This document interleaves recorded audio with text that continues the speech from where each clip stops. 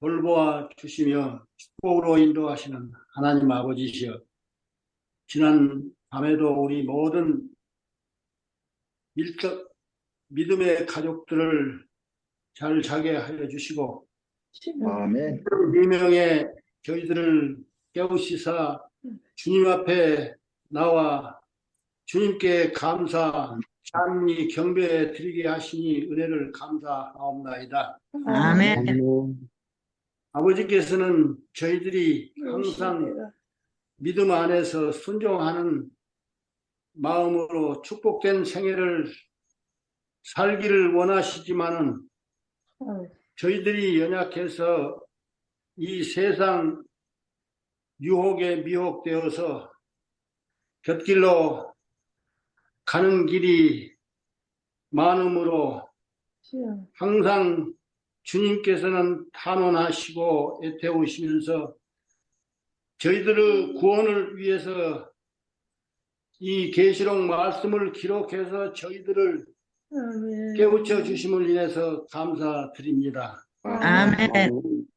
오늘 아침도 주의 종을 통하여 이 계시록에서 저희들에게 깨우치시고 또 가르쳐 주시는 말씀을 듣고 저희 마음을 다짐하고 저희 마음을 새롭게 하기를 원하오니 성령의 감화 감동하심이 우리 각자 마음에 역사하셔서 우리 마음을 비우고 깨끗한 마음으로 주의 생명의 말씀을 받아들여서 저희가 새로운 사람이 되도록 축복하여 주시옵소서. 아멘. 날마다 생에 있어서 하나님께 감사한 마음으로 살게 하시고 자연자재하지 않도록 도와주시고 언제라도 주님의 말씀을 의지하고 주님을 의지하면서 하루하루 주님께 감사한 생애를 살고 오실 주님을 맞이하기 위해서 즐거움으로 준비하는 마음으로 살게 하여 주시옵시고 또 이 복된 기별을 이웃과 우리 형제들 우리 백성들에게 나눠주는 그런 용기를 주시옵시고 그런 특별한 마음으로 주님께 영광 돌리는 생애를 살도록 도와주시옵소서. 아멘. 시종을 하나님께서 저희와 함께 하시고 이 예배를 통해 주님께서 기뻐 영광 받으시고 저희들에게 축복이 되게 해 주시옵시기를 예수 그리스도 이름으로 간절히 기도드리옵나이다. 아멘. 감사합니다. 예, 감사합니다. 예, 오늘은 기록 19장 15절부터 있는 말씀을 보도록 하겠습니다. 9장 15절부터 그의 입에서 예리한 검이 나오니 그것으로 만국을 치겠고 친히 그들을 철장으로 다스리며 또 친히 하나님 곧 전능하신 이의 맹렬한 진노의 포도주틀을 밟겠고 그 옷과 그 다리에 이름을 쓴 것이 있으니 만왕의 왕이요 만주의 주라. 우리 불렀던 찬미가 그 휘장이 거치는 날 어떻게 된다 그랬죠? 주님이 오신다고요. 휘장이 거치는 날 주님을 배우리라. 주님이 오실 것이다 라고 했습니다. 아멘. 바로 19장 11절에 하늘이 열린 것을 보니 그 장면을 얘기하는 것입니다. 백마 타고 오시는 예수님, 그리고 망토를 걸치셨는데 피 뿌린 옷을 입었다라고 했는데 그 옷은 헬라어 원어를 따지면 그건 망토를 얘기합니다. 그래서 붉은색으로 된 망토를 걸치시고 백마 타고 오시는 예수님과 그리고 천천만만의 천사들이 세마포 옷을 입고, 아, 그냥 세마포 옷이 아니죠. 희고 깨끗한 세마포, 그 옷을 입고 백마를 타고 따르는 장면입니다. 아멘. 내림하시는 장면이죠. 아멘. 그리고 15절에는 예수님 재림하실 때 이 땅에 있는 모든 악인들이 다 죽는 이 장면을 이야기하고 있습니다. 입에서 예리한 검이 나왔다라고 했는데 이 검은 무엇이죠? 이 검은 말씀. 말씀. 사도 바울이 에베소 6장 17절에 성령의 검 곧 하나님의 무엇을 가지라? 말씀을 가지라. 말씀을 가지라라고 했습니다. 검. 이 검은 중국 고대 군인들이 사용하는 공격용 무기였던 넓은 칼을 의미합니다. 그리스도의 말씀의 능력과 권위를 상징하는 것으로 우리 계시록 이미 1장 16절에도 그의 입에서 좌우의 낯선 검이 나오고라고 하는 말씀을 우리가 이미 살펴본 바 있습니다.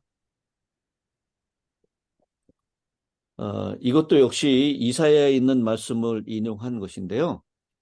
이사야 49장 2절에 내 입을 날카로운 칼같이 만드시고, 우리 한번 49장 2절을 한번 찾아볼까요? 이사야 49장 2절.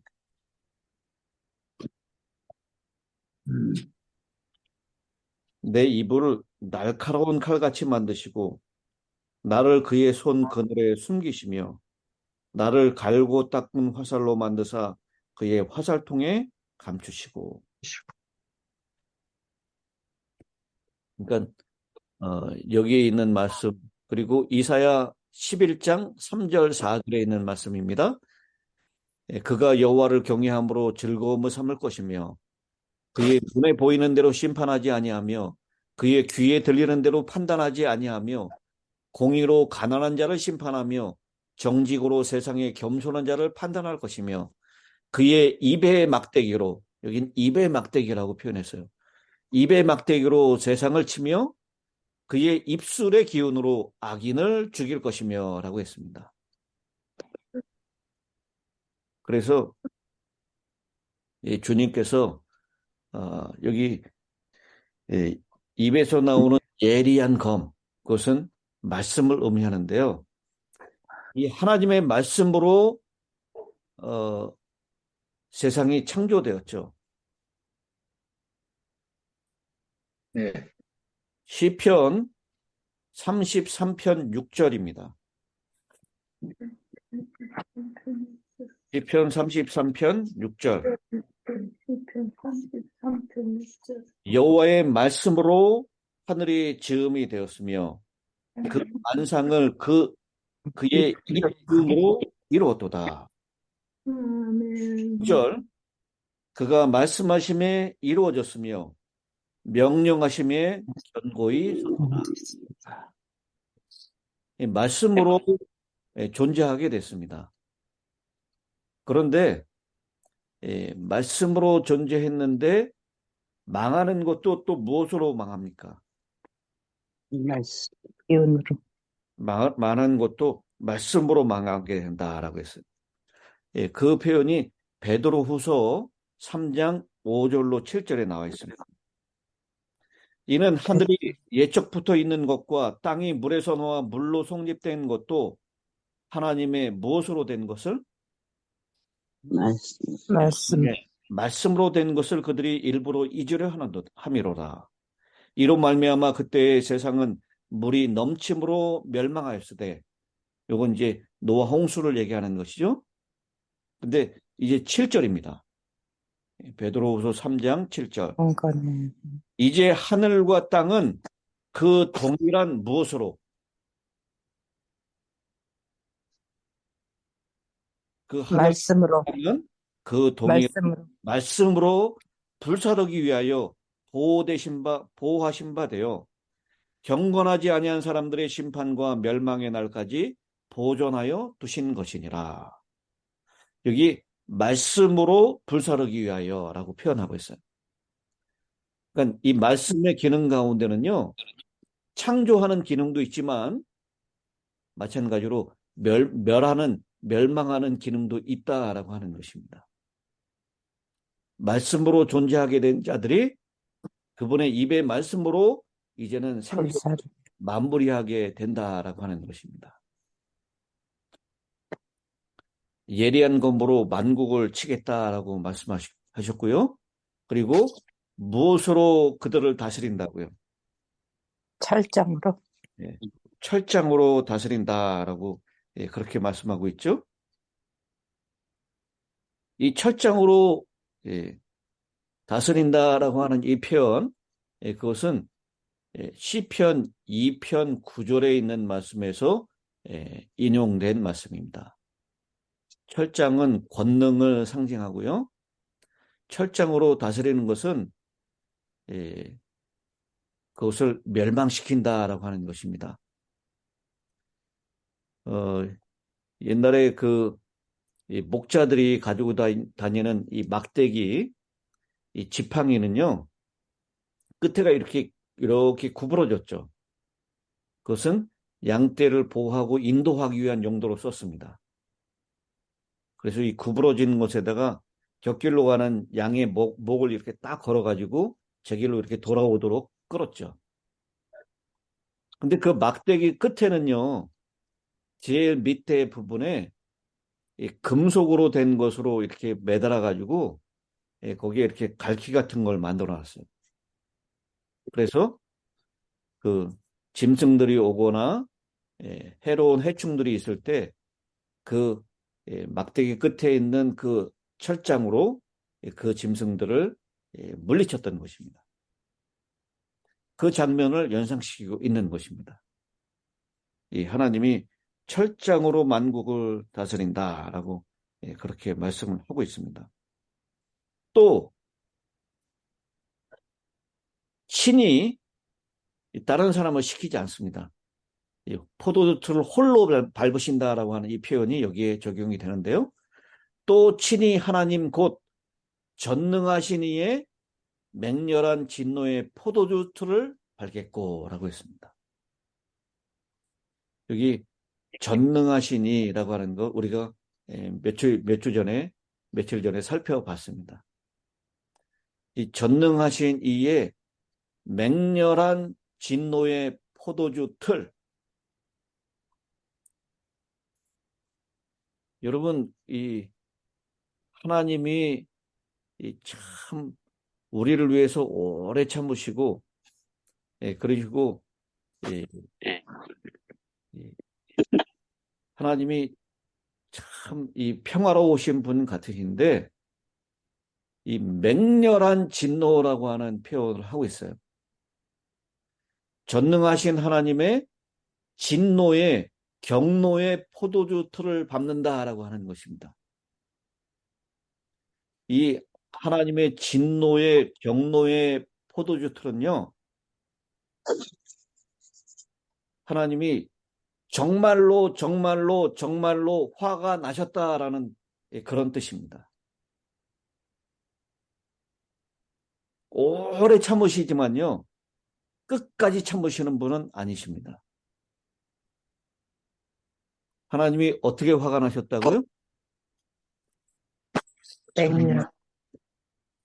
하나님이 정말로 화가 나셨다라는 거예요.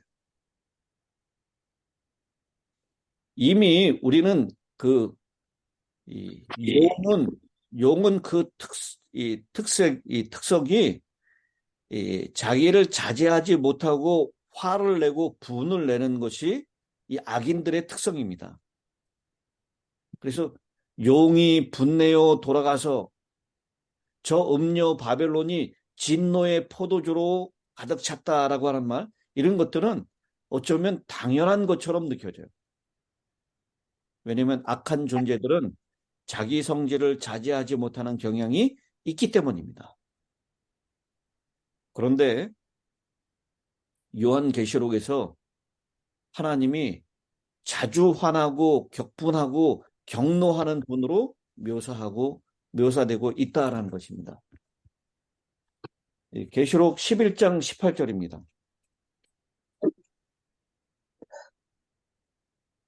이방들이 분노함에 주의 진노가 내려 죽은 자를 심판하시며, 주의 진노라고 표현했고요. 그리고 유명한 구절이죠. 세천사의 기별 가운데 14장 10절. 그도 하나님의 진노의 포도주를 마시더니 그 진노의 잔에 자비가 조금도 섞인 것이 없이 부은 포도주라. 이 하나님이 진노하고 격분하고 화가 난 모습을 그렇게 보여주고 있습니다. 그리고 일곱 재앙이 내릴 때 그때 뭐라고 얘기하냐면 15장 1절입니다. 이것이 곧 마지막 재앙이라 하나님의 진노가 이곳으로 마치리라. 그렇게 말씀합니다. 그래서 이 하나님의 신성의 모습 가운데 자비하고 은혜롭고 오래 참으시는 그런 모습이 있는 반면에 이렇게 화를 내고 격분하고 진노하시는 모습, 그 모습도 보여주고 있다라고 하는 것입니다. 주님은 마냥 참으시는 분이 아니십니다. 그냥 순하신 분이 아니세요. 그분은 결국은 진노하시고 화내시고 결국은 멸절시키는 그런 분이시다라는 것입니다. 근데요, 이 하나님의 진노가 감정적인 것이 아니고 심판에 관한 일이라는 것을 우리가 잊지 말아야 합니다. 우리 사람들은요, 감정 때문에 씩씩거리면서 화를 낼 수 있어요. 그런데 하나님의 진노는 그 감정 때문에 일으키는 진노가 아니다라고 하는 것입니다. 그분의 진노는 우주의 행복과 평온을 깨트리는 것을 결코 승인하지 않겠다라고 하는 의지의 표현입니다. 그분은 당한 자의 방어자이시며 눌린 자의 구원자이십니다. 그래서 이 하나님이 진노하신다, 이 격분하신다라고 하는 이 표현을 우리들의 삐뚤어진 감정을 바탕으로 해서 판단해서는 안 될 것입니다.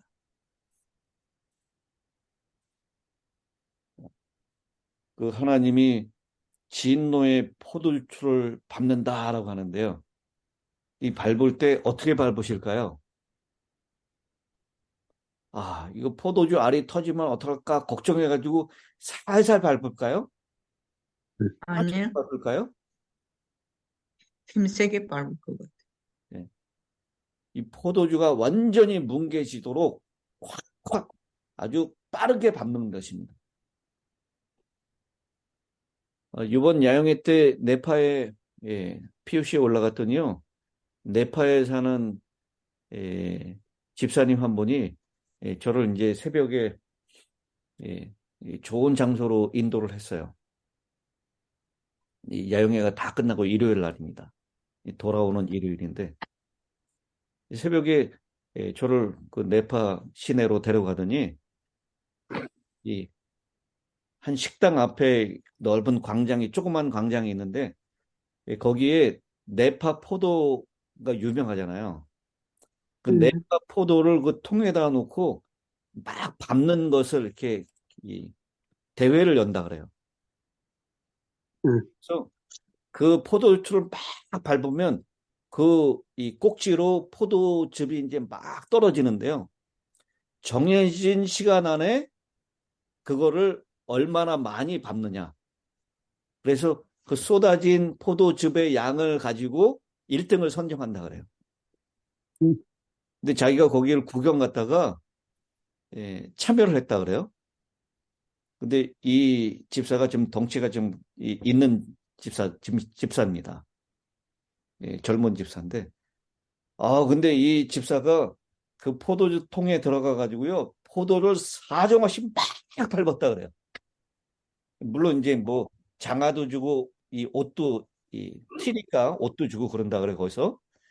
그래서 막 정신없이 밟고 났더니 자기가 1등 했다 그러더라.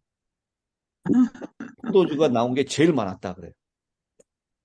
여기 하나님이 심판하시는 장면을 표현하고 있는데, 전능하신 이의 맹렬한 진노의 포도주 틀을 밟겠고, 아마 인정사정 없이 정말 그 포도주가 다 뭉개질 정도로 밟는 하나님의 심판을 그렇게 묘사하고 있는 것입니다. 그러면서 그 옷과 그 다리에 이름을 쓴 것이 있으니 무엇이라고 써 있어요? 만왕의 왕이요 만주의 주. 만왕의 왕, 만주의 주라고 써 있다라고 했습니다. 여러분, 이 19장에만 해도 이 예수님의 이름이 여러 가지로 나옵니까? 네. 예, 이름이 여러 가지로 나옵니다. 예, 첫 번째는 충신과 진실이라고 써 있었고요. 세 번째는 자기밖에 알지 못하는 이름을 가지고 있다라고 했고, 네 번째는 하나님의 말씀이라고 하는 이름을 가지고 있었고, 그 다음에 여기 오늘 본문에 있는 것은 만왕의 왕, 만주의 주라고 이름을 가지고 있다라고 했습니다. 이렇게 하나님의 이름이 여러 이름을 가지고 있는 것, 이것을 또 누구도 흉내냈습니까? 예, 사단도 흉내내요. 우리 계시록 13장 1절 공부할 때 13장 1절에 그 머리들에는 신성 모독하는 이름들이 있더라. 이 사단도 이 교황권도 이름들이 여러 가지로 이름이 있다라고 하는 것을 나타냅니다. 참남된 신성 모독하는 이름들이 가득 기록되어 있는 것을 보게 됩니다.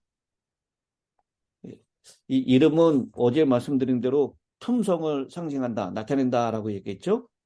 하나님의 품성이 여러 가지 모양으로 나타나고 계시되고 있는 장면을 보여주고 있는데, 여기 19장 16절에 나오는 만왕의 왕, 만주의 주라고 하는 이 이름은 바로 이 하나님께서 이 땅에 있는 왕들, 이 땅에 있는 주라고 하는, 이 고린도전서 8장 5절에 그랬죠. 많은 신과 많은 주가 있으나 라고 표현했는데, 그 중에서 예수 그리스도야말로 만왕의 왕이시며 만주의 주이시다라고 하는 것, 그것을 말씀하고 있는 것입니다. 하나님의 칭호가 여러 가지로 나타나 있다라는 것을 그렇게 표현하고 있습니다. 이 계시록 17장 3절에 있죠. 곧 정령으로 나를 데리고 광야로 가니라. 내가 보니 여자가 붉은빛 짐승을 탔는데 그 짐승의 몸에 하나님을 모독하는 이름들이 가득하고 라고 했습니다. 그 몸에 이름들이 가득했다라고 표현했는데, 바로 예수님의 몸에도 적어도 6, 7가지의 이름들이 이렇게 기록되어 있는 장면을 우리에게 보여주고 있는 것입니다. 17절입니다.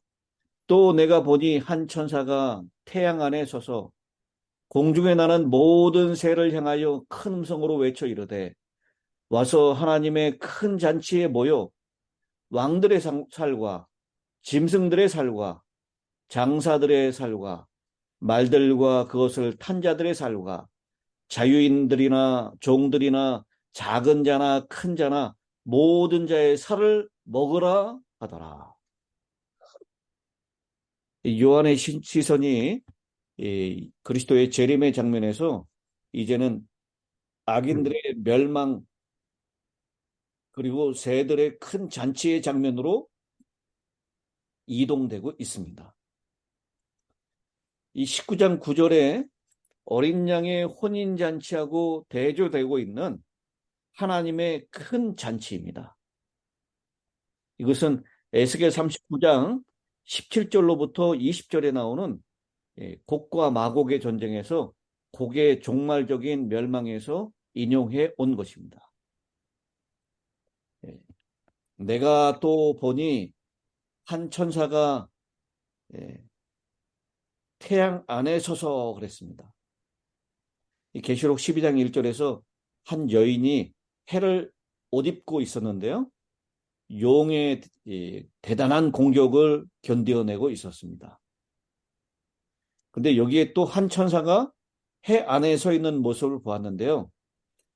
하늘의 영광으로 눈부신 햇빛 같은 천사의 모습을 태양 안에 서 있는 것으로 묘사하고 있는 것입니다. 그래서 이 하나님의 영광으로 가득 찬 그런 모습으로 천사가 공중에 나는 새를 향하여, 그러니까 예수 그리스도 곁에 서 있는 한 천사가 공중에 모든 새를 향하여 초청을 하는 것이죠. 하나님의 큰 잔치에 모여라 라고 초청을 합니다. 우리 사람들은 두 가지 잔치에 누구든지 빠짐없이 참여하게 될 것입니다. 한 잔치는 하나님께서 불러주시는 어린 양의 혼인잔치입니다. 그 혼인잔치에 준비되지 못하고 그 초청에 준비되지 못한 사람들은 어디에 가담하게 되냐면 하나님의 큰 잔치에 참여하게 될 것입니다. 근데 이 두 잔치가 극명하게 대조되는 것이 있어요. 이 하나님의 혼인잔치는 원하는 사람들이 참여할 수 있습니다. 하나님의 초청에 응하여 원하는 사람들이 자발적으로 참여하는 것이 하나님의 혼인잔치예요. 그런데 이 하나님의 큰 잔치는 자기가 원하든 원하지 않든 강제적으로 소환되는 잔치입니다. 어린 양의 혼인잔치에 들어가지 못한 모든 사람들이 다 참여하게 되는 잔치인데요. 그 잔치에 보니까 누가 들어간다 그랬어요? 왕들, 장군들, 장사들. 이 장사들은 이제 장수들을 얘기하는 것입니다. 이 물건을 파는 장사들이 아니라 장군 밑에서 전쟁에 가담했던 장수들, 그리고 그들의 군대들, 그리고 그 말에 탄 자들 다 참여하는데 거기 자유인들이나 종들이나 작은 자나 큰 자나 모든 자라고 설명하고 있습니다. 이 표현은요,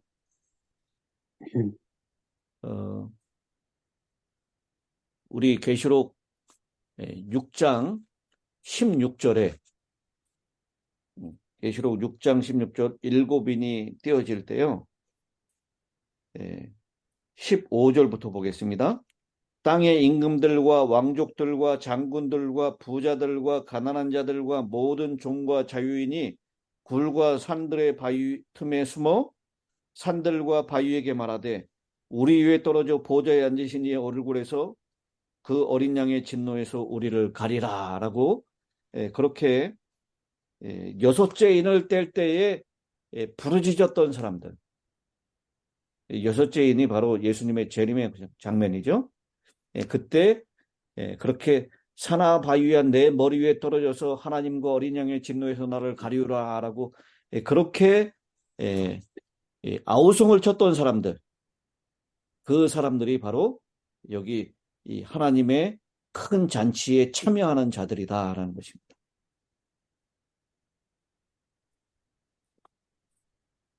우리 이스라엘도 마찬가지 이 동방의 습관 가운데 가장 큰 습관은 이 성경 시대에 매장하는 것, 죽은 사람을 잘 장사 지내는 것이 아주 중요했습니다. 그런데 죽은 사람들이 매장을 받지 못하고 그저 그 시신을 거둬주는 사람이 없는 그 장면을 연상시키고 있는 것입니다. 이것은 예레미야 25장 33절에 나오는 말씀인데요. 그날에 여호와에게 죽임을 당한 자가 땅 이 끝에서 땅 저 끝에 미칠 것이라. 그들을 위하여 애곡하는 자도 없고 시신을 거두어 주는 자도 없고 매장하여 주는 자도 없으리니 그들은 지면에서 분토가 되리로다. 이 하나님의 큰 잔치는 썩은 인육을 먹는 잔치입니다. 이 새들이 초청받는 잔치, 그것은 어린 양의 혼인잔치, 그 만찬과 대조를 이루면서 등장하고 있는 것입니다. 오늘 여기 계시는 모든 분들은 이런 끔찍스러운 하나님의 큰 잔치, 새들의 잔치에 새들의 먹잇감으로 그렇게 참여하지 마시고 하나님의 혼인잔치에서 그 끝이 보이지 않는 이 하늘 금식탁에서 거기 엘렌 화이트 선지자가 초기 문집에 기록되는 것을 보면요, 끝이 보이지 않는 식탁이다라고 했어요. 거기에 생명나무 열매가 있고 만나가 있고 살구 또 여러 다양한 과일들이 쫙 펼쳐져 있어서 사람들이 그것을 먹고 마시는 즐거움의 잔치였다라고 묘사를 하고 있습니다. 우리 모두가 다 그 어린 양의 혼인 만찬에 참여할 수 있게 되기를 간절히 바랍니다. 아멘. 자, 이제 마지막 끝기도를 우리 이경상 집사님께서 해주시겠습니다. 같이 기도드리겠습니다. 하늘에 계신 저희 사랑하신 아버지 하나님, 오늘 아침에도 아버지 하나님 계시록의 말씀으로 큰 은혜를 받게 하여 주셔서 감사합니다. 아멘. 교회의 신랑 되신 예수님, 우리가 신부된 교회들로서 우리 자신을 아름답게 하지 못함을 용서하여 주시옵소서. 우리 모두 주님의 능력의 말씀을 가지고 모든 악의 세력을 물리치게 하시고 아멘. 기도하면서 깨어있는 삶을 살게 하여 주시옵소서. 아멘. 주님, 속히 오셔서 이 땅의 악한 짐승과 그 신복을 향한 하나님의 심판이 완성되기를 소망합니다. 우리 모두 말씀을 읽고 듣고 지켜 행함으로 하나님 말씀의 길로만 걸어가는 성도가 되게 하여 주시옵소서. 아버지 하나님, 구별된 자로 살아갈 수 있는 크신 은혜에 감사합니다. 언제나 동행하여 주시는 주님의 말씀이 계시기에 저희들이 오늘 살 수 있습니다. 무슨 재앙에서부터 벗어나고 바로 알기를 되새기며 또한 그렇게 되게 하여 주시옵소서. 계시록 말씀을 통해 우리 앞에 온전한 모습으로 서기 위해 깨어 준비하게 하여 주시옵소서. 아멘. 우리 교회가 날로 부흥하고 성장하게 하시고 하나님의 은혜가 충만하고 성령의 위로가 가득한 교회가 되게 하여 주시고 아멘. 진리를 따라 살아가는 힐답교회 성도들이 되게 하여 주시기를 바랍니다. 아멘. 저 힐답교회의 EM을 잘 아시고 이미 예배하시고 준비하신 목사님을 하루스키 보내주셔서 날로 EM들이 많이 모여서 젊은 나이에도 주님의 사랑과 주님의 뜻을 잘 이해하고 어떻게 살아야 할지 세상 사람들과 구분되게 하여 주시옵소서.